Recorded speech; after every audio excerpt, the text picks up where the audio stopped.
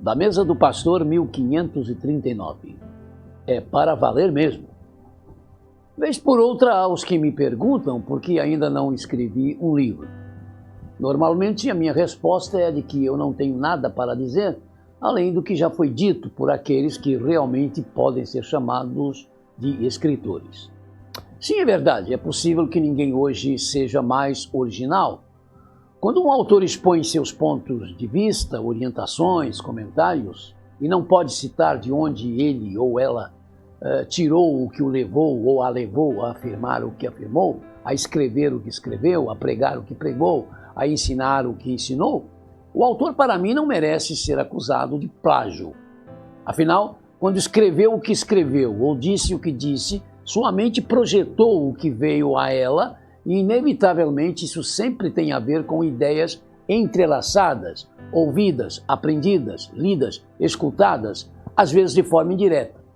Hoje não estou mais lecionando no seminário, mas ter sido professor do Seminário Unido, do Seminário Teológico Batista Carioca, do Seminário Teológico Batista do Sul do Brasil, foi para mim um dos períodos mais gratificantes da minha vida.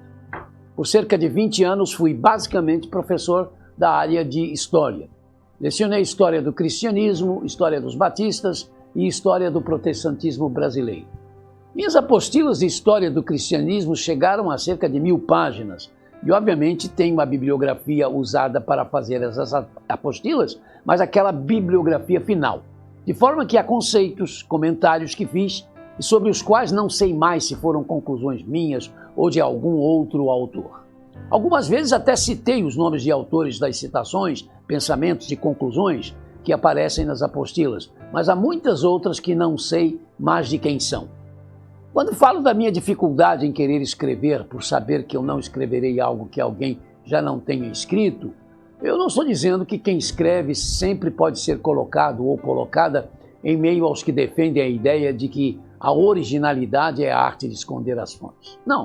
Não creio que normalmente não exista por parte do escritor ou escritora, quando cristãos, o cuidado com o não esconder as fontes. Pode haver dificuldades e até impossibilidades de que isso seja feito, mas não o propósito. Afinal, isso tem a ver com o caráter sadio. Não citar as fontes porque delas não se lembram, porque não mais conseguem identificá-las, pois elas já se mesclaram às suas próprias ideias adaptadas, pode acontecer e acontece. Sérgio Bittencourt, compositor e jornalista que morreu em 1979, filho de Jacó do Bandolim, fez uma vez uma música e descobriu que em mais de 75% ela era um hino evangélico que fazia parte do hinário do Exército de Salvação. Ele comentou que não sabia explicar porque isso aconteceu, mas sem pestanejar doou para o Exército de Salvação o que ganhou em termos de direitos autorais com a música que fizeram. Na bondosa tentativa de me convencer de que devo escrever, quando argumento em relação a isto, o não ter para dizer o que ainda não foi dito, aos que me dizem que sempre haverá os que me lerão por me conhecer, que tais leitores serão abençoados ao compartilharem das minhas afirmações ou conjecturas, sejam elas ou não originais. Mas, por enquanto, eu prefiro ir lendo os outros. Gosto de ler as reflexões do pastor Carlos César Novaes, do pastor Franklin, e as colocações da jornalista Marília de Camargo César, por exemplo, todos batistas. Gosto de ler Edgar Ian Mullins, a meu ver, um dos melhores teólogos batistas que já tivemos. Aprecio ler o biblicista anglicano John Stott, o anglo-católico C.S. Lewis, o católico romano Chesterton, o indenominacional Philip Yancey. Com cuidados e atenção, os reformados Calbart e William Barclay. Entre outros, aprecio o metodista Rusto Gonçalves e o congregacionalista Lloyd Jones e o presbiteriano Hernandes Dias Lopes. Gosto de ler o reverendo Calvin Miller. Calvin Miller foi chamado pelo Senhor em 2012 aos 75 anos. Foi um pastor batista, nascido em Oklahoma, nos Estados Unidos, doutor em teologia, pastor de igreja e professor do famoso Seminário Teológico Batista de Fort Worth, no Texas, e autor de diversos livros. No seu livro Nas Profundezas de Deus, ele fez um comentário impactante do trecho de Mateus 25, 41 a 45, aonde nós temos: então ele dirá aos que estiverem à sua esquerda, malditos, apartem-se de mim para o fogo eterno, preparado para o diabo e seus anjos, pois eu tive fome e vocês não me deram de comer. Tive sede e nada me deram para beber. Fui estrangeiro e vocês não me acolheram. Necessitei de roupa e vocês não me vestiram. Estive enfermo e preso e vocês não me visitaram. Eles também responderão: Senhor, quando te vimos com fome ou com sede, ou estrangeiro, ou necessitado de roupas, ou enfermo, ou preso e não te ajudamos? Ele responderá: digo-lhes a verdade. O que vocês deixaram de fazer a alguns desses meus pequeninos, a um desses mais pequeninos, também a mim deixaram de fazê-lo. Calvin Miller escreveu: por esse texto de Mateus 25, é possível chamar Jesus de Senhor e nunca ajudar nenhum dos seus menores irmãos. Lembre-se da condenação final do juízo dos que foram colocados à sua esquerda. Malditos, apartem-se de mim para o fogo eterno, preparado para o diabo e os seus anjos, pois eu tive fome e vocês não me deram de comer, tive sede e nada me deram para beber, fui estrangeiro e vocês não me acolheram, necessitei de roupas e vocês não me vestiram, estive enfermo e preso e vocês não me visitaram. Sempre me pergunto, escreveu Miller, sempre me pergunto se alguns dos que estão partindo para o fogo eterno não faziam parte dos chamados grupos de vida mais profunda, desses que se ocupam totalmente com a retórica vazia da santidade. Fascinados com Deus, é verdade, mas permanecendo sentados sobre as próprias mãos. Vejo 3 perigos distintos na busca de Deus, escreveu o pastor. O primeiro é que a busca da santidade gera o seu próprio vício interior. Sempre procura evidências do que está amando, para ver se você não está amando as coisas erradas. Se você ama o lugar solitário e quieto que você cria a fim de encontrar-se com Deus, talvez não esteja buscando a Deus de modo algum, mas apenas a disciplina sem sentido da quietude. Se você ama a literatura dos santos mais do que deseja imitar a santidade deles, você é muito cativo de sua leitura e não servo do seu Senhor. Se você falar muito a respeito da oração, mas não ora ou ora bem pouco, você está procurando apenas uma mística piedosa e não o próprio Deus. E aí vem o segundo perigo, diz o pastor, é que a busca da santidade pode produzir um mundo místico distante. A falha principal dessa mística é que pessoas comuns do aqui e agora vão se considerar a elite espiritual. Os hiperpiedosos deixam os pecadores comuns hipernervosos. Ler sobre os santos é bem seguro, mas conviver com eles às vezes é uma prática enervante. Os espiritualmente necessitados preferiam morrer necessitados a arriscar ficar perto desses altivos, cujo estilo de vida santa parece condenar todos os demais. O terceiro perigo é que a busca da santidade pode nos induzir à síndrome do Jesusinho adocicado. Nunca dei muito valor, diz o pastor, àquelas pinturas de Jesus cuja auréola é exageradamente grande e o coração sangrento e coroado de espinhos é pintado do lado de fora da túnica.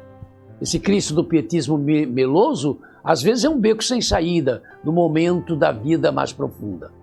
É aí que muitas pessoas que amam a Deus têm encalhado.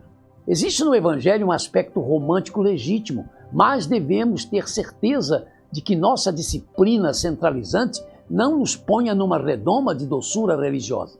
Jesus é o Filho de Deus sem pecado, mas não veio para ser o bebezinho de nossa piedade pessoal. Ele veio cumprir uma programação de luta renhida para salvar a humanidade e sempre deve ser adorado dentro do contexto de sua missão salvífica. Se começarmos a adorá-lo de modo romântico e sem nenhum conteúdo de ministério, sua obra redentora, diz o pastor em pauta, perderá o valor e ele se tornará num ídolo para os brandos superficiais e supersticiosos. Bem, aproveito-me do exposto pelo pastor Miller para enfatizar a minha visão do texto de Mateus 25 em relação à igreja que sofre. A meu ver, este é um tema que não pode ser deixado de ser constante na igreja. Não pode ser algo de um domingo por ano, o domingo da igreja perseguida. Tem de ser dominical, tem de ser lembrado nas quartas-feiras ou quintas-feiras de oração, porque a igreja que sofre, que padece, via os ataques psicológicos, morais e físicos que sofre por causa do nome de Jesus Cristo, passa por isso todos os domingos e durante toda a semana, no Irã, na Somália, na Líbia, no Afeganistão, na Palestina, no Sudão e em outras dezenas de países. Sempre temo a hermenêutica sem seriedade e inconsistente, aquela que permite a cada intérprete chegar à conclusão que ele quer chegar, porque lhe interessa defender, ensinar ou crer nisto ou naquilo. Mas creio que a minha hermenêutica está correta quando entendo essas palavras de Mateus 25 proferidas pelo Senhor Jesus sobre os que dão e não dão de comer. de beber, de vestir, sobre os que visitam e não visitam os seus pequeninos irmãos.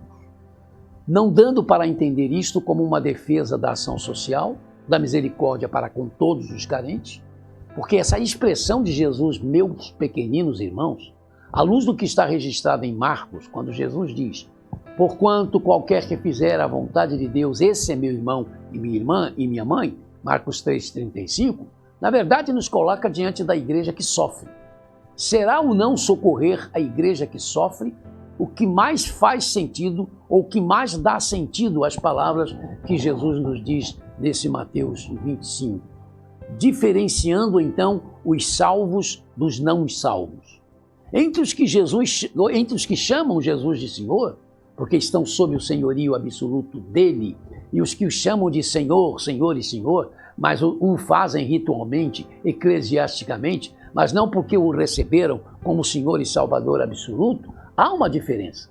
Não, nada justifica a Igreja de Cristo não cuidar dos que sofrem, dos que têm fome, dos que estão sendo afligidos, independentemente de serem da igreja ou não. A Bíblia nos avisa que quem fecha os ouvidos ao clamor dos pobres também clamará e não terá resposta. Provérbios 21:13. Mas em relação aos salvos ou aos não salvos, ao juízo de Deus final, o não socorrer aos meus pequeninos irmãos é que está no destaque. E isso é omitir-se em relação aos irmãos em Cristo, aos domésticos da fé, especialmente em relação aos que estão sendo presos, aos que estão sofrendo por causa da fé. Sabe, se nós estamos salvos por Cristo, em relação a isto, não dá mesmo para ficar sentados sobre as mãos. Não nos esqueçamos da igreja sofredora, que repetimos aos finais do nosso culto. Não nos esqueçamos que isso que nós falamos sempre quando terminamos nossos cultos, quer pela manhã, quer pela noite, é para valer mesmo.